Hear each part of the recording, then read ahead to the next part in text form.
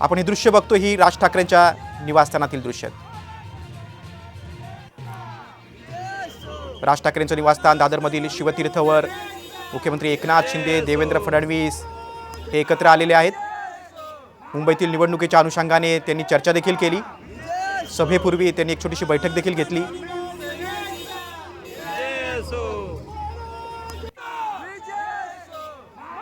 महाराष्ट्रातील राज ठाकरेंची शिवाजी पार्कातील आता 4थी सभा असणार आहे.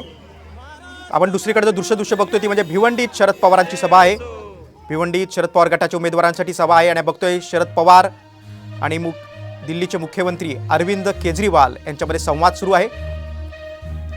महाविकास आघाडीच्या उमेदवारासाठी शरद पवार आणि दिल्लीचे मुख्यमंत्री अरविंद केजरीवाल हे भिवंडीत आलेले आहेत.